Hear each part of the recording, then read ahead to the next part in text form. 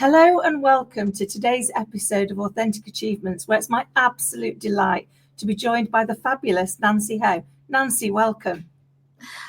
It is my honor, Kim, to be able to be on your show. Thank you. Oh, I've been so looking forward to this, and unfortunately we had to rearrange because of my little one. So thank you for being so understanding and allowing us to do that.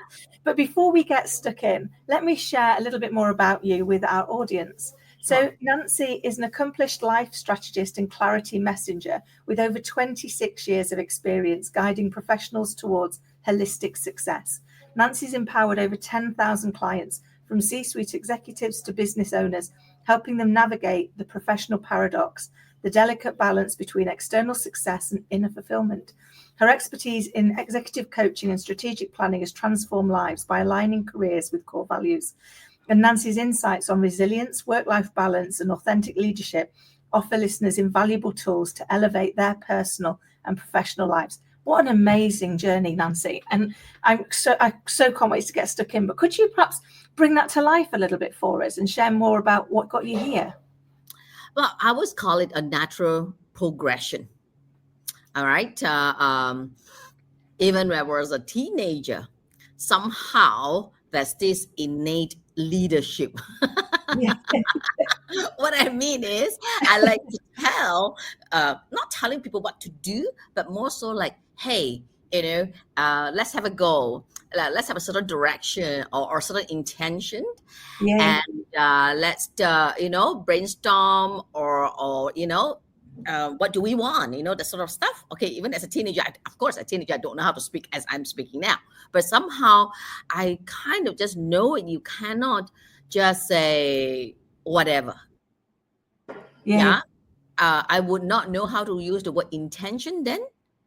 I would not know how to use what's called anti-mind then. I was a teenager. But somehow I would say, hey, we must kind of know where we are going. I love that. Right? Even we want to have fun, what fun? That sort of lingo. And so therefore, then when I went to Switzerland, for my studies, and then I went to London, so it's just obvious that I want to do things to make a difference. Okay, at my era, the natural thing to do was you get educated, you come home, all right, so-called come home and get a job and climb the corporate ladder. Yeah. And for whatever reason, that just didn't sit well in me. Well, being authentic in a sense, or rather, I would say, I want to be real to myself at the time. Right? Trying to use that language at the time and not like, trying to impress that I really knew how to use those language. I didn't, but I just said, I want to be real to myself. So after 1 year of working in a company, although I was looked upon, I was doted on because I was the youngest and a graduate from London and so on and so forth, I didn't want to work. That freaked my mom out, right? It's like, what are you doing? You know what I mean? What are you doing? No, I'm not lazy. I just said, I just need to figure it out. I just don't want the norm, the conventional. And somehow I've always been very non-conventional since I was young, even I'm talking as a kid. All right. Yeah. So that's why I remember a natural progression. But of course, I went deep inside to me that what am I naturally good at? And this, when I coach, there's a question I always ask people, right? So, oh, you mean my skill set? I said, put all that aside. What are you innately good at? Without any training, without any formal training or otherwise. A lot of people find it hard to answer the question because go back to the skill set, right? And many people are like, I don't know. So I find myself, asking myself that question, what am I naturally good at? So I'm naturally good at saying the essence of something. So say, for example, I read 3 books, right? Book A, B, C.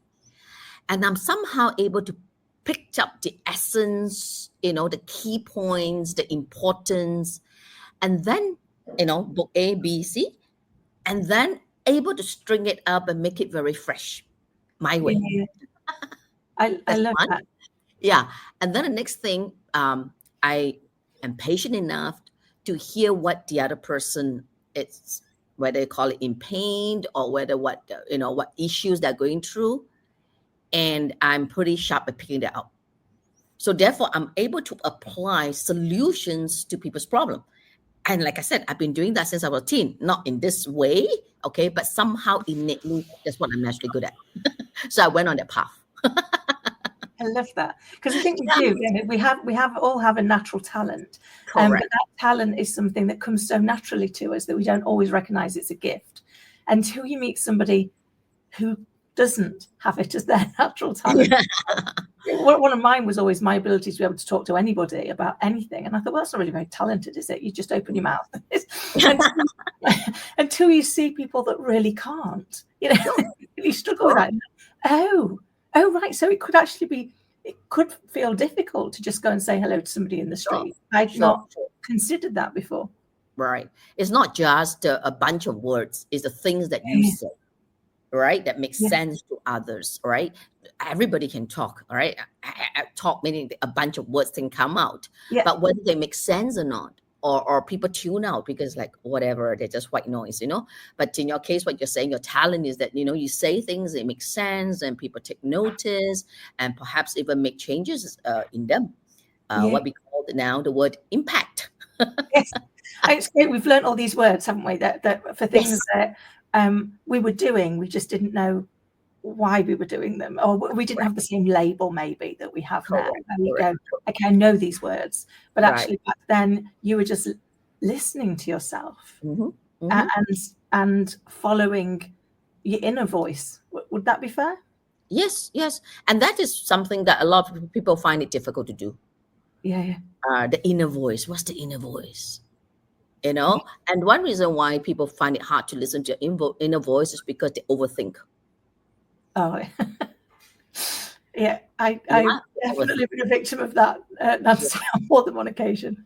And the danger, I call it danger, or I call it the harm that we do to ourselves when we overthink, we actually split our brain. Okay, we no longer have the whole brain, integration. It become a very split brain. And of course, then that caused, disharmony, okay, in the sense of our energy, our thought process, proper thinking process, not the whatever thoughts that comes to mind. So that's a problem. That's right. Otherwise, we are born good. But then we're born curious, aren't we? And full of children. Correct. And then we teach them to not use their imagination, to not be too curious, and to follow the status quo, and to do them. And you're like, and then we get to my age, and we have to unlearn all of that to try and go back to being curious and full of wonder. Correct. In fact, we know the society. Right, it doesn't matter which part of the world we come from. Right, there are two things that really cause this disharmony or this break down the split brain and what have you called. All right, is fear and stress. And it's funny because I always say this to my little girl: what we're fearful of hasn't happened. We've imagined it. Correct. We've had to think about it. We've had to imagine what that's going to look like for us to become fearful of it. But the same is true of what we're hopeful for. What we're hopeful for hasn't happened yet. We've imagined it, and they're both imagined in the same brain. So the reality is they're equally likely to happen, and yet we choose to believe that what we're fearful of is more likely and more credible. And so we waste all of our time and all of our energy on something that hasn't even happened. So you see, a lot of times where we have this fear or even we are stressed about something, it's not us. It's the pre-programmed thingy. The pre-programmed, I'm not saying necessarily like we are being programmed by our parents, but the pre-programmed by whatever we picked up. The environment. Society, that whole society, and of course, parents, and of course, parents don't know better because they got it from their parents or they got it from somewhere and they got it somewhere, right? Generations after generations. So therefore, that forms our belief. And it's hard to shake off the belief unless a person has been coached and sit down and really, go through the layers to know what is your belief. It's not the fake positivity like, oh yes, I believed in growth, I believed in, not that sort of stuff, but true sense of the belief deep down inside. Yeah, and then a lot of my clients, the C-suites actually shock them, right? When I actually drill down to their belief, because it's like they're successful, they're at the height of their career, they have their power, the status and the success and what have you, but yet they are not feeling as fulfilled. Yeah, yeah. Why? Why? Right? They're not It often feeling comes that good. misalignment, doesn't it, with between Exactly. kind of what's Exactly. really important, and I think sometimes if the belief that you hold doesn't match with the values that you hold, that disconnect means that you can't get that fulfillment and happiness, even though you've ticked all the boxes of what you thought good look like. So, so I'm going to be successful when all these things happen, and then you get there and go, is this it? Correct. No, absolutely. And also the values, right? Not a lot of people really leave from their core values, Yeah, right? Not that they have no values, but it's just that they're being absent-minded about it. Or first, right, we all tend to do this thing called firefight when we are much yeah, younger.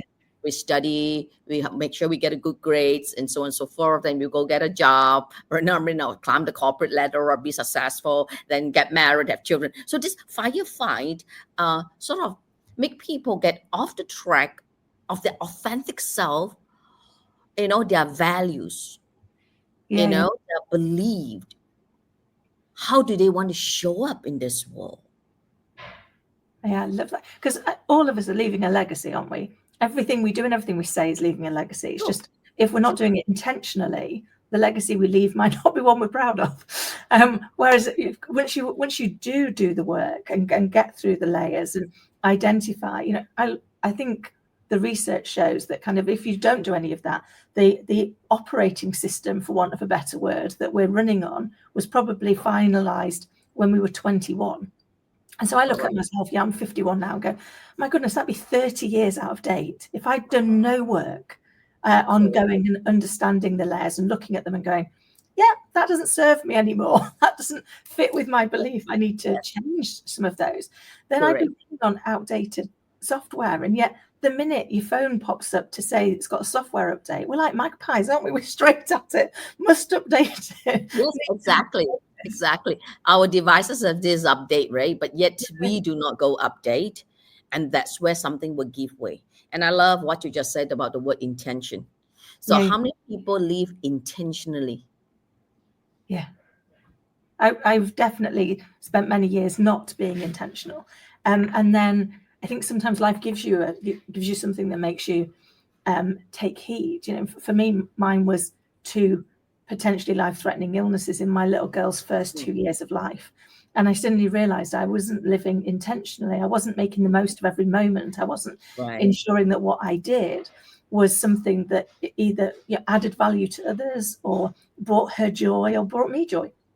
And so the one thing that is probably the most precious thing, and none of us can get more of it, is time. And so I started to be much more intentional with my time, which was, if I'm not doing this, then it's going to be time away from Scarlett or time away from something else. So it's got to add value. It's got to do something, because if not, it's time I'm never going to get back, isn't it? And it was a massive shift for me once I got to that place of being mindful, I think, of what I'm doing in any one moment, so that you can go, do I want to do more of this or less of this? Does this feel like it's helpful? And that doesn't mean say becoming selfish and not doing things for other people, but it's about being conscious of your choice. Correct. In nearly every organization, they have this yearly appraiser. Yeah. So why are we not doing this self-appraiser for us? You know what I mean? I love that because we don't do it. We do everybody else's. And I love that you shared that. Often when you're asking people, what are their real beliefs, what are their real values, that they don't know that. I remember when I first started on my journey, probably about 7 years ago now, to look at myself in much more detail. I remember having the most awkward half an hour where they had to ask you, what did you appreciate about yourself? And everything I came up with, they were like, that's not about you. I'd be like, I've got great friends, got a great family. It's not about you. It's not about you. And I remember sitting there feeling like such an utter failure because I couldn't think of anything that didn't tick the list of that's actually about you. But it was a real eye-opening moment that was actually you've lost yourself. You've lost your sense of self. You've been so busy giving to other people that you've given yourself away. Correct. And that was really hard to acknowledge and accept that actually I was responsible for all the things I didn't like in my life as much as I was responsible for all the things that I did. Right.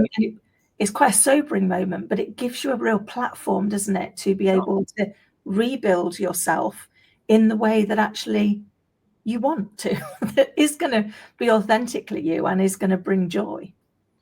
Yeah, absolutely. Like you say, the software update, right? So you have 1.0, all right, 2.0. So it's the same with us as we go through life, and we cannot be the same person, right? Forget about 10 years ago, even last year. We evolve. You get what I mean? And only when we are conscious about where we're going to go as how we're going to evolve. Like I said, how do we want to show up? Yeah, then we can update the software. Or did we go misaligned? It can happen sometimes, whether we liked it or not, things happened. Yeah. Right. Just like when COVID hit, right? The whole world. I mean, that was so unexpected. And of course, that happens. Of course, we are over that. But I'm sure there was a lot of damages that have been done to the entire world. While there are some good stuff become much cleaner, more hygienic. All right. There's some good parts to it. But again, people were not quite prepared for changes. Yeah. And that's why I talk about the stress. So I'm sure during the last, let's say, 3 years from 2020, for 3 years or so, right? Most of us are going through some kind of stress. But because we are kind of intelligent, which is not necessarily always good, that we say, I can handle that. We manage that. But if they do not process this, no, I shouldn't use the word process. If we do not transform this stress. Stress, it's like energy. And we all know energy cannot be created, energy cannot be destroyed. It can only be transformed. So it's the same with stress. So when we can transform stress, then this energy is no longer, got trapped in our body, in our mind, in our psyche. I love that, because if we don't, we carry it with us, don't we? And then we wonder why we're kind of almost polluting the next situation, because we've carried around this energy that's no longer serving us, no longer adding any value. And I think it's the looking at it. And one thing life taught me is that everything in it is a lesson, a blessing, or both. Oh, yes. In the moment that I'm not feeling very blessed, I look for the lesson, there it is. But also, life only really makes sense in the rear view mirror, doesn't it? You look back and go, right, okay. So that's why that and that and that and that had to go together. Right. That's what I was supposed to learn. That's what I was supposed to unlearn. Because actually, I think often we only talk about, when we think about growth, we talk only about the things we need to learn. But actually, we need to unlearn some as well, don't we? Sure. Absolutely. What did not work? I was just coaching someone yesterday, and he said, well, last quarter isn't too good, So as I said, wait, what did not work? You have to reflect on what did not work, and not just say, okay, never mind. Next year, my goal will be this, and we just forge on. I said, no, if you don't do correction, then chances are you continue to replicate the things that did not work. Yeah. Well, because you've not changed anything, have you? Correct. Like the same thing and expecting a different result. It's not going to happen. That's called lack of awareness. Yeah. So you got to be very aware what did not work. And of course, this can be very uncomfortable. Yeah. What did not work? It's like you got to be so honest with yourself. What did not work? Right? We always like to be right. It's awful to be wrong. Like, no, my bad. I'm wrong with this. Oh, I make that mistakes. It's not comfortable. But if you want true sense of your well-being, you need to get to that. I love that. I often share with clients that the number one gift is when you learn to be comfortable with the uncomfortable. Yes. Because life is sometimes uncomfortable. There are uncomfortable bits in it. And when you stop being so wedded to being right, it's like, actually, I don't mind if I'm right or I'm wrong. I mind if I'm learning. I mind if I'm like learning something new, and therefore I'm going to get better. So I might not have known that. I might have made that mistake. But if I learn from it, then it's moving me forward. It's progressing. But I think very often, certainly, in the businesses I worked in before I moved into coaching, being wrong was just not done. You couldn't be wrong. You had to be right. You had to know everything. Your sense. Where that come from? Where that come from? Our Well, ego. I think it was that whole piece of going. For me, I thought I was wrong all of the time, and was terrified I would get found out. I was wrong and I was in the wrong place. So I overcompensated. I studied more courses than I could care to tell you about. And I would overwork everything to make sure that I wouldn't be found out as not being capable of being there. So my driver was the wrong driver. But in the end, what I became was really disconnected from myself. And I remember somebody saying to me, is there nothing you can't do? And I was like, oh my God, is that what you think of me? And they were like, literally, you do everything. I taught my 5-year-old to wallpaper. And they're like, who does that? I was like, well, thought she needed to know. So it wasn't being driven from I need to be the best. It was being driven from I don't want anybody to think I'm not good enough.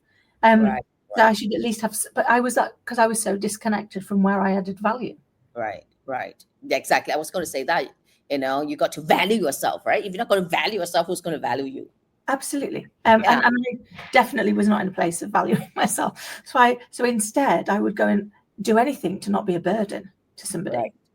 To not make anybody feel like I needed them, not because I don't need people, but because I didn't want them to feel like they had to help, because then I'm being a burden to them. And yet, I was chatting with my own coach. They were like, "Do you feel like that when you're helping people?" And I was like, "No, of course I don't. I love helping people." And they went, "So why do you think other people are going to think you're a burden?" When actually, when they ask you for help, you don't think they're a burden. I was like, "It's a really good point." Do you see a lot of that with the people you coach, where what they're telling themselves is the exact opposite of what they would tell somebody else in the same situation? Sure. I mean, the one group would be, like I said, the ego to get into the way. Another group, what I call, they have that imposter syndrome. All right. Whatever you're saying is kind of imposter syndrome. I don't want people to I've been exposed and all that. And again, that has to do with the two things, fear and stress. Yeah. Either one or both. Right. And we, again, as I said, we need to transform the stress so that it doesn't get trapped within us. And then the fear is just like then you have to expose to really, really, what am I afraid of? Yeah. I love that. So if anybody listening or watching is there now going, oh my God, this resonates. I'm definitely in there. I can sense that I'm being driven probably by fear and stress, either or both. What's the first thing that they could do to start to do that transformation? Of course, I mean, it's not always easy to do it DIY. Because as I mentioned, because the overthinking, or I start to go like, is this right? Am I? It's hard to go like, is this my sixth sense, or is this my data, or is this my overthinking? It's pretty hard to pinpoint unless you're someone that you're already been very, very aware of yourself. So if you're very, very aware of yourself, of course you can do that. Okay, but let's imagine that whether even you're not too aware and you still want to get started. First and foremost, like I said, one has to be very brutally honest with themselves. Okay, so if they're afraid, okay, so say we are afraid of something, fear of, name me something. Oh my goodness, mine was fear of being found out or fear of failure. Okay. But fear of being exposed. Fear of being exposed. Let's call it right. Fear of exposed. So then you really have to question yourself. Expose what? What? Yeah. Okay, I'm not good enough. Okay, drill deeper. Not good enough in what? Yeah. Right? We can't be doing things we don't know. Yeah, Let's yeah, say you do public speaking. We can't be speaking a topic that we don't know. I can't be speaking on a topic about building the rocket. yeah, I yeah, obviously have to speak about topic I know, right? yeah, So yeah, that's not good enough in what? So yeah, when you drill down to that, then you find that I'm just being silly, yeah, yeah. That so right? I'm resonates just because being when silly. I did that, I was like, Yeah, really? You've held correct. yourself back for this many years over that? Correct. Correct. There's no such thing. Yeah, yeah, All right. Accept so-called your imagination. After what does fear stands for? False expectation appears real. yeah, yeah, Correct? False expectation. All right. It's false. It's not real. All right. Then of course, then when you drew it down to that, because that's silly. There's no sense, no facts. So we yeah, get to the factual thing rather than it's based on somebody's belief, somebody's opinion, but based on facts because we can't go wrong when based on facts. I love Don't that. even based on our own opinion because opinion are opinion, but Yeah, facts, right? We can't debate facts, in that sense. Then, of course, with stressed, like I said, you need to transform, and there are many methods out there. Okay, that you can use to yeah, integrate the left and the right hemisphere, and also that you can transform that, and then to be at peace and non-attached to the stories that we use to tell ourselves. yeah, yeah, yeah, Yeah, then that peace will allow us clarity. See, and that clarity is important because that's where we walk the path we want to walk. yeah.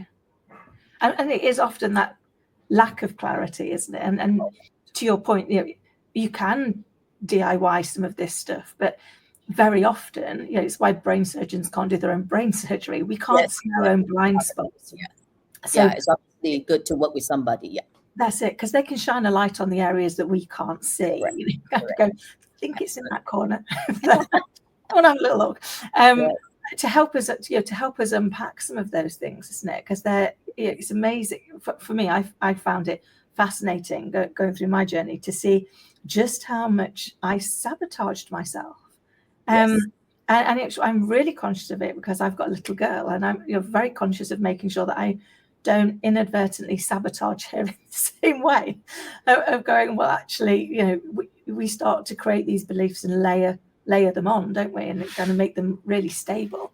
And then we've got to unpick that. We've got to go back and go, okay, what's, for me, one of the questions I always ask myself now is, what's the worst that can happen? And can I Yes. live with it? Exactly. So, so I did a TEDx, I was terrified. And I remember going on just beforehand, and the guy who ran it came to see me afterwards, and he went, "You were hilarious." And I said, "Why?" He said, "You were the kindest person. You did everyone's hair and makeup. You were geeing everybody on before they went on, going, you've got this. This is amazing." He said, "And then I heard what you said to yourself before you went on." And I was like, "Oh, I thought I was on my own." What was that? He said, "You've been super supportive to everybody else." He said, "You looked at yourself in the mirror and went, for crying out loud, it's 12 minutes of your life. You're not going to die. Get over it." that was Yeah. Right. to myself. Right. It was in those elements of going, what's the worst that can happen? Nobody Correct. listens, nobody's interested, so I won't die. It'll be fine. It'll be embarrassing, but it'll be fine. Correct. And it's amazing the shift that can give us Yes. to go and Yes. do Correct. something that we never thought possible. Absolutely. Amazing. Nancy, I could literally chat to you all day. I'm very conscious of Welcome. time. You've already shared such amazing insight, but is there anything you would like to, if you had to go back and give your younger self a piece of advice, what would it be? All right. I have to go back. Okay. I mean, of course, I have evolved. All right. But if I would tell my younger self what I know now, then, okay, first, be more tolerant because the DISC personality test. I'm a Yeah, high D. All right, I'm a high D. So being a high D, while it is good, achieving goals and that kind of drive and stuff like that, I can be intolerant with myself and others, not yeah, only with other people, with myself too. Okay, and so therefore, what I'm saying is that I tell my younger self, be more compassionate with you. Don't be too hard. All right. Even with myself, I was too hard on myself. And it was simply I was too hard on other people. Obviously, I mean, although I would say although not obviously, although the intention is positive, but everybody's different. Yeah. Yeah. I love that. And that's one of the things, that very often we think about our intention, but Right. other people think about our impact because they don't know what we intended. They Correct. just know what happened. Correct. So look at the approach. I mean, it's just like our parents, right? Often, of course, our parents' intention is always positive, but the approach may not be appropriate. Yeah. And I think once we get that, it's much easier to accept people weren't trying to get it wrong. And that might be the impact, but actually their intention was honourable. Right. Nancy, it's been a joy. But how can people get in touch with you, and who do you help? Who do I help? Okay. Today I help a lot of C-suites, middle managers, and business owners, not only to overcome their own personal issues, but more so where they are to where they want to be with fulfillment. Yeah. I'm not just talking about success, right? They are successful in their own way already, but success without fulfillment, that void inside, as we grow older, we all grow older, nobody grows younger, then it's also empty. And then we wonder all of this forward, Yeah. forward. So that would not be nice when we go away with a bang, right? It's like, we have all this, but I'm not happy. What's the point, right? We want to live longer, happier, and healthier. That's so true. At the end of it, every single one of us, right? In whatever form it is. Yeah. So you will reach me easy. My website is nancyho.net. Right? You can search me in LinkedIn. All right, Nancy Ho Singapore, you'll find me. Oh, fabulous. And obviously I will make sure that all the ways to contact Nancy are in the show notes below. So if you didn't have time to catch those, then please just look at the notes below and you'll find all the ways to connect with Nancy. Nancy, it's been an absolute joy. Thank you so much for coming on and sharing your insight with us. Thank you. My honor. Thank you very much. And to everybody listening and watching, I hope you found today's show as insightful and inspiring as I have. And until next time, take care.